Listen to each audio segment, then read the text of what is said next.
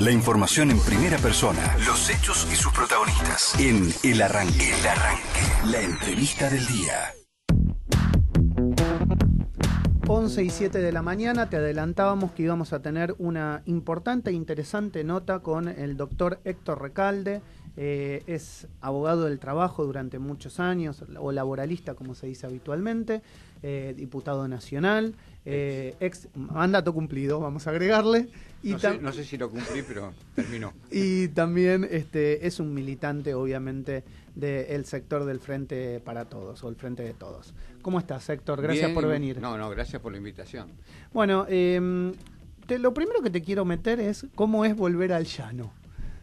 Salir de diputado nacional, militar por las causas que uno cree y volver al mundo civil, como se dice habitualmente. Sí. Dos observaciones. Lo que siento ahora es una cosa y lo que sentí cuando terminé era otra. Bien.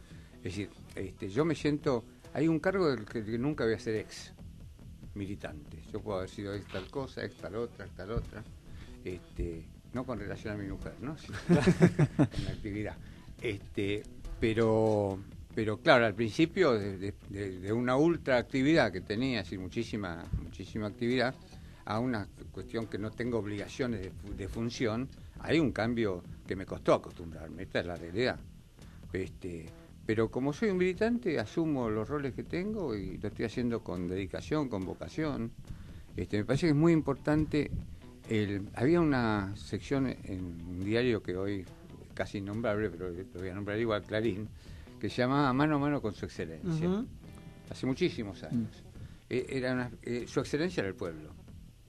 Me parece que la labor militante ahora es hablar con los ciudadanos y ciudadanas que no están compenetradas con nuestra posición, con amabilidad, con afecto, para mostrar un poco que hay que salir de este panorama que nos tiene sometido el neoliberalismo de Macri.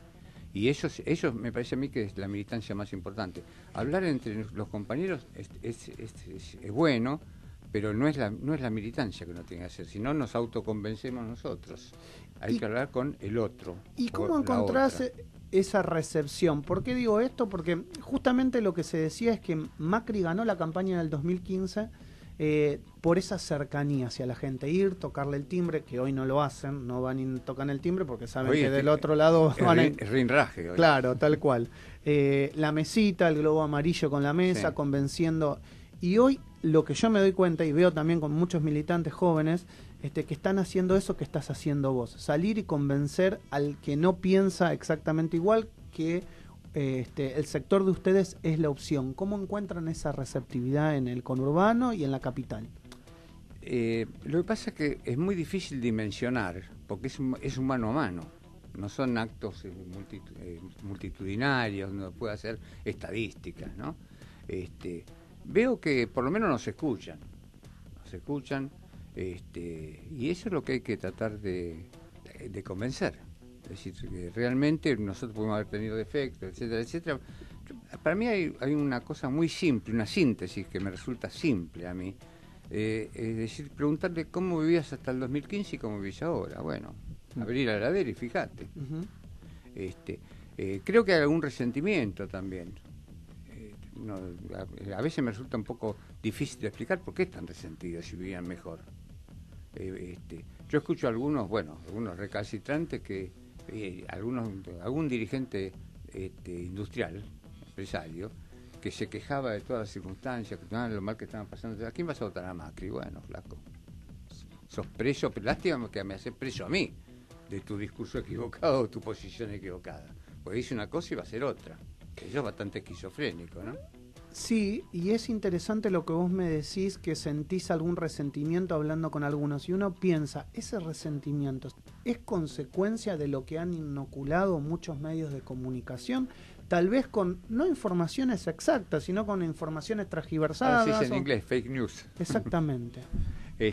No me gusta hablar en inglés porque aparte no sé, pero bueno, que es mentiras falsas, ¿no? Van inoculando, inoculan odio. Eso es una labor que tuvo la prensa hegemónica durante muchísimo tiempo en nuestro gobierno. Uh-huh. Por eso, si una cosa que caracterizó a nuestro gobierno es la absoluta libertad de prensa, la libertad de opinión. Es decir, podían mentir casi impunemente, ¿no es cierto? Uh-huh. Pero yo creo que es muy importante hablar con las personas y desde... Es decir, cuando digo amablemente, no lo digo como la versión de la milonga de Mundo Rivero que le encajó 34 puñaladas. Hay que hacerlo realmente con afecto. Y esa es la militancia de hoy. Incluso ir a los medios como ustedes que escuchan radios, a lo mejor no es un compañero o una compañera la que está escuchando esta Exacto, radio. Es que totalmente, o sea, Entonces, nos damos cuenta por los mensajes que son muy diversos por ahí, porque obviamente hay muchos programas y la programación es muy variada, es muy diversa, y me parece que es interesante. Nosotros siempre tratamos de escuchar al otro, no para convencer, sino para que sepan que hay una opción, que te puede gustar o no, pero es la opción y son las propuestas hacia adelante. Sí, sobre todo respetando la opinión y la posición del otro. Totalmente. Porque si uno empieza a hablar como adversario, como contrincante, empieza perdiendo. Es decir, hay que hablar de una especie que no existe, de neutralidad. Yo no creo en los neutrales. Hay un poema de Mario Benedetti increíble, ¿no? Él decía que era parcial, incurablemente parcial. Bueno, esto es lo que nos pasa a los que militamos. Totalmente. Pero tratar de objetivar la conversación, de dar datos de la realidad, insisto, con el afecto. Hablando de esos datos de la realidad, ¿qué pasa en el mundo del trabajo? Porque es lo que más se está resintiendo y uno se da cuenta, charlando con la gente. Mira, ayer me tomé un Uber y el señor me decía, hace un año que perdí el trabajo, 28 años trabajando en una empresa de tinta que ahora importan, y la empresa quebró, cerró, no me pagaron un peso de indemnización. Y cuando me volví de este lugar, también me tomé un Uber y me dice hace 2 meses que me quedé sin trabajo. Trabajaba en una textil que cerró. Entonces, uno no hace más que... Las posiciones más combativas, si se quiere más revolucionarias, no parten del desempleado, parten de los sectores asalariados con mejores condiciones de trabajo. Esta es la historia, ¿no? Objetivamente. Y acá lo que hay que vencer es el miedo. Es decir, este gobierno ha tenido, entre comillas, la virtud de instalar el miedo con la desocupación. Entonces hay muchos que no hablan. Incluso la experiencia es histórica, es que el trabajador cuando tiene empleo trata de cuidar el empleo, sí, ¿no es cierto? Y no manifestarse, etcétera, etcétera. No es un activista, no es un militante. Ese temor ahora trascendió al trabajador con empleo y se extendió al trabajador sin ocupación. ¿Y saben por qué? Por el miedo a que si encuentra un posible nuevo empleador, pide informes y le diga, no, protestaba cuando tenía ese laburo. Entonces, y el miedo paraliza. Entonces, es una circunstancia difícil de vencer, porque al que no tiene laburo, por más que vos le expliques, etcétera, etcétera, no tiene laburo. Y esto, digamos, la consecuencia personal de perder el empleo trasciende a la familia y de la familia trasciende a la sociedad. Sí, totalmente. Entonces hay que tener muchísimo cuidado cómo se encara la conversación con el otro o la otra. Y los datos estadísticos son preocupantes porque, bueno, ya estamos en 2 cifras y además se firmó en estos días a nivel político un acuerdo con la Unión Europea en Mercosur. Sí.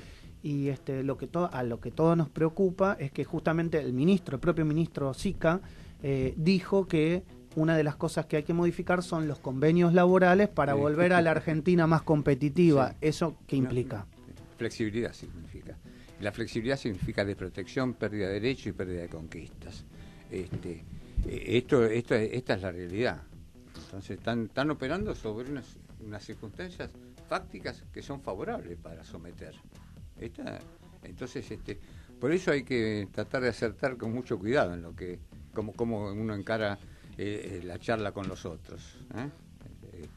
Pero igual soy optimista, igual soy optimista porque hasta dónde puede aguantar el pueblo argentino un sometimiento como este. Porque los índices, cualquier estadística del INDEC, hablo de las oficiales, demuestran que estamos cada vez en peores circunstancias, tanto en ocupación como en subempleo, etcétera, etcétera. En relación a esto, Héctor, recién, hablando todo esto, sabiendo toda esta realidad y con el presidente que sale en los discursos y dice, yo les pido que hay que aguantar un poco más, tenemos que aguantar, tenemos que seguir.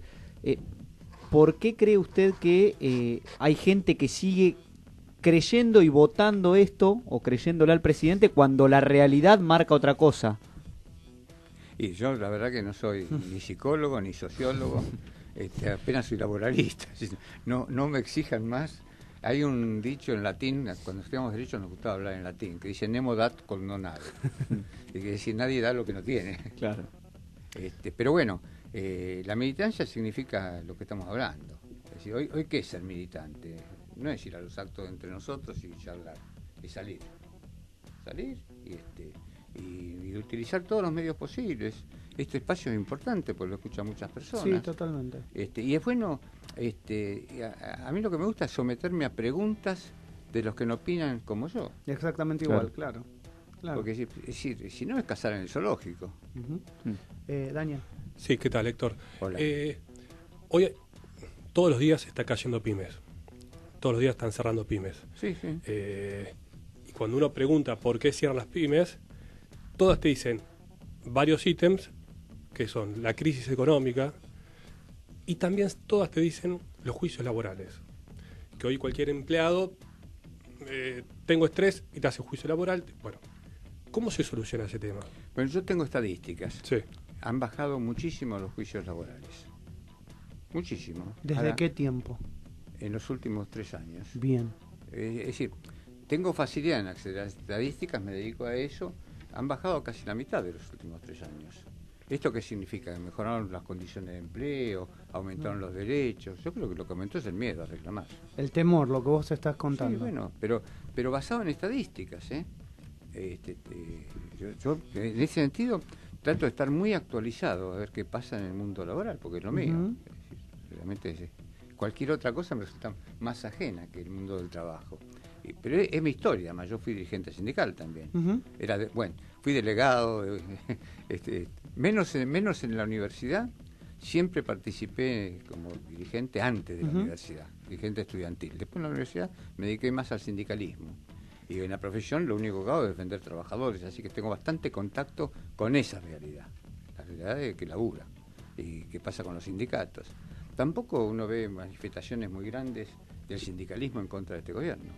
Eso es un dato que muchos periodistas no estamos conversando. ¿Por qué? ¿Qué pasa? Pregúntenle a los periodistas porque no conversan. ¿Qué pasa? No, pero te pregunto, o sea, ¿por qué el sindicalismo no está reclamando lo que debería reclamar y lo que le ha hecho a otros gobiernos? Sí,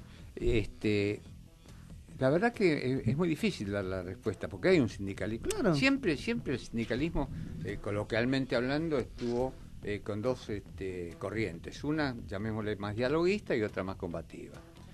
Hay un juego de equilibrio, existe, hoy mismo también existe. Hay núcleos de organizaciones sindicales, el Frente Sindical por el Modelo Nacional, la Corriente, las dos CTA o los 2 y medias, se están nucleando. Pero, digamos, el dirigente no puede ir muy lejos de la columna de trabajadores. Y lo que hay es, cuesta, mi interpretación, cuesta mucho empujar a los trabajadores a hacer medidas de fuerza que pierden el premio, el salario, etcétera, etcétera.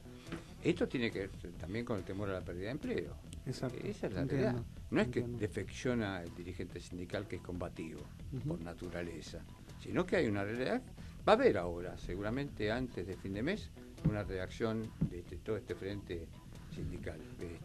Pero no es fácil porque duele en el bolsillo perder el presentismo, perder un jornal, ¿no? Sí, eso iba a decir, digo, con cada vez más aumentos y la cosa cada vez más cara, cada mango cuesta y faltar al laburo pasa, no sé, con los casos de docentes que terminan gastando, en la provincia de Buenos Aires, terminan gastando un platal en taxis, remises, en lo que sea para llegar a las escuelas.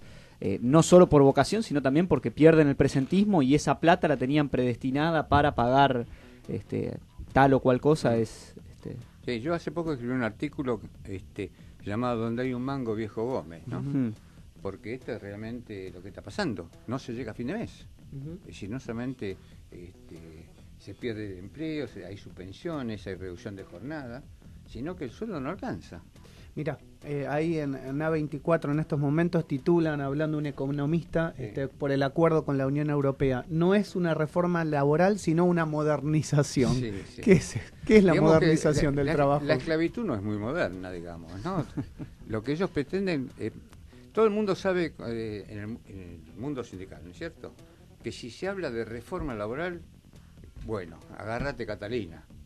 Entonces tratan de buscar eufemismos que reemplacen la flexibilización laboral. Exacto. Se llamará modernización, se llamará actualización, pónganle el nombre que quiera, pero es el mismo perro con distinto collar. Lo que buscan es bajar el costo laboral. Y no advierten, es decir, esto lo aprendí de un economista, que el costo laboral es una parte del salario o de la relación laboral. Lo que también significa es consumo e inversión el salario. Claro. Entonces, para nosotros en la Argentina, que el mercado interno ocupa casi el 80% del Producto Interno Bruto, es muy importante que haya capacidad de consumo. Pero es interesante, a ver, lo que acabas de decir es analizable también. El costo laboral en Argentina, comparado, no te digo con otros países como Estados Unidos, Europa, en relación a nuestros vecinos, ¿es alto dólares, o no es alto? No, en dólares no es alto. Bien. No, es bastante compatible con lo que pasa. Incluso en algunos aspectos puede ser más bajo que en otros países el costo laboral. Pero insisto, si nosotros tenemos mercado interno, el costo laboral es una cosa absolutamente secundaria. Al revés. Es poner en los bolsillos de los jubilados y los trabajadores activos poder adquisitivo. Uh-huh. ¿Cómo se vive, te voy a hacer una pregunta intrafamiliar, ¿cómo se vive la política en tu casa? La familia bien, gracias. Sí. ¿Cómo se vive la política en tu casa? La verdad que como pensamos muy igual, muy parecido, forma parte de una charla cotidiana cuando nos encontramos, pero yo prefiero hablar de mis nietos y nietas que hablar de política cuando estoy con la familia. Pero digamos que pensamos muy parecidos todos, entonces hacemos comentarios de cómo avanzar y en todos casos ver qué cosas hay que corregir. Pero ¿te gusta, te cae bien que tus hijos, en el caso de Mariano, se involucren, se metan en la política, estén en el terreno político? ¿Vos qué opinás? Yo creo que sí. Yo creo que Acertaste. Sí. Yo creo que sí. Claro. Es decir, para mí la militancia es un valor. Es decir, es una obligación ciudadana. Entonces, si militan, bueno, bárbaro. Y la verdad, bueno, el caso de Mariano ni hablar, ¿no? ¿Te sentís o se han sentido ustedes como familia en algún momento traicionados con el proyecto nacional y popular, digo, ¿no? O sea, con algún candidato, con algún nombre, con algún referente. No. Traicionados no, de ninguna manera. Que hubo algún traidor, sí. Pero bueno, una golondrina no hace verano, ¿no? Pero aparte uno trata de evitar los epítetos y las descalificaciones. Y en esta actividad, uno, sobre todo en este momento que se requiere la unidad del campo nacional, popular, feminista, republicano, hay que tragarse algunos zapitos. Yo me compré unos cuantos edulcorantes, condimentos, para poder digerir mejor, pero hay que hacerlo. Porque si uno se pone en exquisito, es lo peor que puede hacer para la unidad. Si comenzás a hablar de la unidad, criticando a los compañeros que puedan sumarse, estás en el camino contradictorio. Ese es el ejemplo que dio la expresidenta de la Nación, ¿no? Más bien. Es decir, la grandeza y la inteligencia de Cristina y el desprendimiento es una cosa muy digna de ser analizada por toda la política. Uh-huh. Porque con el caudal de votos que tiene, que sea Alberto el que ella decidió para encabezar la fórmula para la presidencia, me parece un acto de desprendimiento, de inteligencia, de grandeza, de comprender cuál es la realidad, de poner, digamos, de tratar de llegar. ¿Qué es hacer política? En mi lectura, ¿no? Hacer política es llegar al poder, al poder conducir. Claro. Entonces hay que buscar el mejor camino para llegar al poder. Yo creo que Cristina eligió el mejor camino, con desprendimiento, insisto, ¿no? Además que el talento que tiene, no hay un dirigente, hombre o mujer, en nuestro país, sin desmedro de todos los demás, ¿no es cierto?, que tenga la capacidad, la inteligencia, la militancia y la convicción y la fortaleza que tiene Cristina. ¿Se nota que soy cristinista? No, está bien. Si tenés que evaluar los principales defectos del gobierno de Mauricio Macri, ¿cuáles han sido? Haber asumido la presidencia fue el peor defecto. No encontrás nada bueno. Mira, el otro día yo estaba, para no mostrar tan recalcitrantemente opositor, digo, a ver, denme algo bueno que haya hecho. Un ejemplo. y lo digo acá en este medio a ver si alguien me aporta. Alguien para decir, bueno, en esto está bien, en esto Macri, a pesar de... No, todo mal. Yo vengo enfrentándome con Macri, debo haber sido el primer adversario de Macri, por el tema del correo, por ejemplo. Claro. Y esto estoy hablando del año 2000, como dice, pero en el 2000 también. Él tenía prácticas antisindicales. Yo le hice un juicio por práctica antisindical, se lo gané y tuve que pagar una multa de $300.000. Eran pesos dólares en el 2000. Y de esas cosas contradictorias, ¿saben quién cobró la multa? Patricia Bullrich. ¿Y saben por qué? Porque la multa iba con destino al Ministerio de Trabajo. En ese momento, en el 2000, Patricia Bullrich era ministra de Trabajo. Era la ministra de Trabajo. Pero bueno, creo, no quiero ser autorreferencial, pero creo que algún tipo de resentimiento, como decía Perón, la víscera más sensible es el bolsillo. Algún resentimiento conmigo tiene, porque justo en el aniversario del último discurso del general Perón, 12 de junio, dijo que yo era el líder de la mafia de los abogados sindicalistas. Y no se dio cuenta que me levantaba a mí en mi espacio político. Ser líder de lo que él llama mafia, que son los abogados que defendemos trabajadores, a mí me levanta. No necesito eso, ¿no? Pero bueno, busco los dientes blancos del perro. Dani. Sí, yo te iba a preguntar, ¿cómo tomás el hecho de que tanto Cristina como Macri también, y en realidad todos los hoy dirigentes... No igualemos. Ahora vamos a igualar en A algo. Las decisiones políticas de candidaturas se toman a puertas cerradas con una lapicera y dicen, a partir de hoy, esto es el candidato, y se enteran todos en el mismo momento. Tanto Macri como Cristina como los demás candidatos. Cuando ustedes eran mucho más jóvenes, era más plural, ¿no? Sí. Me parece muy difícil hacer una asamblea para ver quiénes son los candidatos. Entonces, para eso el rol de la conducción es ese. Siempre son mucho más los postulantes que los cargos a ocupar. Claro. Siempre se dejan heridos. Uno tiene que tener la grandeza, el que quedó un poco desplazado, que se sienta con más derecho, de darse cuenta, bueno, que son resoluciones de la conducción, por eso es conducción. Ahora, en Atenas podría ser que se reúnen en una plaza 10.000 personas y elijan algo, pero acá... Bueno, los radicales se reúnen en una convención y no muchos respetan después las decisiones que toman, ¿no? Sí, en algunos en una cabina telefónica toman las resoluciones. Bueno, es peor que hacerlo en una mesa chica, ¿no? Pero me parece que conducir es eso. Yo tuve el privilegio de estar con el general Perón hace muchísimos años en Madrid. Y realmente las enseñanzas de conducción que enseñaba él, tuve 3 o 4 reuniones. Eran muy importantes. Y bueno, siempre hay alguien que tiene que conducirse, en una mesa chica, una persona, etcétera, etcétera, pero esto de Fuente Ovejuna está bien en la literatura. Para finalizar, te quiero preguntar sobre los errores que se cometieron, o si vos crees que se cometieron o no durante la gestión del kirchnerismo. ¿Ha habido, hay autocrítica? Porque viste que los periodistas habitualmente dicen, ¿cuáles son las autocríticas que hacen? ¿Por qué perdieron? ¿Cuáles son las autocríticas? Yo creo que cuando nos exigen autocrítica, nosotros tenemos que contestarle, estamos escuchando todas las críticas que nos hicieron. Nadie es perfecto, por supuesto que hubo errores. Pero cuando uno... ¿Cómo se juzga algo? Por los resultados. Por los resultados y por cuántos aciertos y cuántos errores hubo. Para mí fueron muchísimo más, pero diametralmente los aciertos que los errores. Pero esto las estadísticas lo demuestran. En cualquier materia, los datos del 2003 con el 2015 y revelan cómo nosotros evolucionamos positivamente como sociedad, y ni hablar de los trabajadores. Díganme una ley, hay una ley que uno pueda observar en cuanto a los derechos laborales, el derecho del trabajo, del 2003 al 2015. Hubo algo, fue una pequeña modificación de la ley de accidentes de trabajo que yo voté en contra. Y yo era presidente de la Comisión de Trabajo. Incluso ofrecí la renuncia a la presidencia de la comisión y todo, porque la convicción no podía ser reemplazada por un cargo. Y el bloque me ratificó en la conducción y dije lo que tenía que decir. Tenía la ley, tenía muchos aciertos, pero tenía algunos errores que yo no podía convalidar. Y eso habla bien de nuestro bloque en la Cámara de Diputados. que uno podía disentir con el respeto de los compañeros. No quiere decir que yo sea el acertado y los otros equivocados, pero bueno, era mi posición. Augusto. Y Héctor, ¿qué cree que puede aportar a todos estos aciertos que se han dado durante la época anterior del kirchnerismo Alberto Fernández con la nueva inclusión?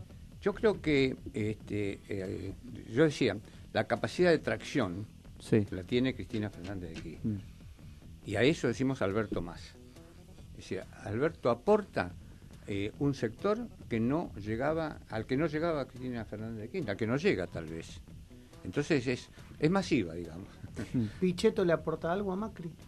¿Perdón? ¿Pichetto le aporta algo a Macri? Pichetto, me suena Pichetto. ¿Qué quiere que le diga? Macri analice si aporta a Pichetto o no. Bueno, yo tenía mis diferencias con Pichetto en la gestión.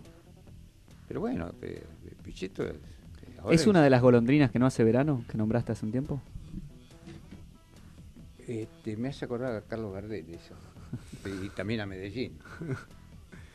A la audiencia a Medellín ahí fue cuando murió Carlos Gardel. Exacto. Te nombro algunos personajes del mundo político, vos decile o no decir lo que quiera, lo que no pensás. me gusta personalizar, No. Me anticipo. No, por eso, o sea, te hago preguntas políticas. Está bien. Lo importante es discutir el pensamiento, exacto, no al otro, ¿no? Exacto. Bueno, hablando de pensamiento, la coalición cívica, sin personalizar. La coalición cívica es un sector bastante liberal en este momento, o neoliberal. ¿Cambió sus opiniones desde su formación ahora? En una época, en los 90, yo tenía muy buena relación con la conducción de lo que es la coalición cívica, no voy a ser nombres propios. Bueno, es otra cosa ahora. Pensaban de otra manera, digamos, el mundo político. En ese momento, frente al menemismo, éramos aliados. Y ahora hay unos cambios. Yo escucho ahora a algunos dirigentes o dirigentas de ese espacio que están reivindicando a los ex militares que fueron represores. Y me parece muy extraño eso, difícil de entender. Por eso. Respetando el pensamiento alterno, el otro pensamiento. Pero me cuesta entenderlo. ¿Por qué? De repente los militares que fueron represores, torturadores, que mataron, que desaparecieron, encarcelaron, exiliaron a compañeras y compañeros, ahora sean gente digna de respeto. El peronismo. Bien, gracias. El peronismo es un movimiento, digamos, enorme.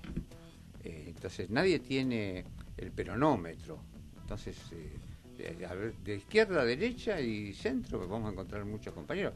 Lo importante es cómo se conduce el conjunto y quién conduce el conjunto. Y hemos tenido históricamente muchas luchas internas para ver quién conduce.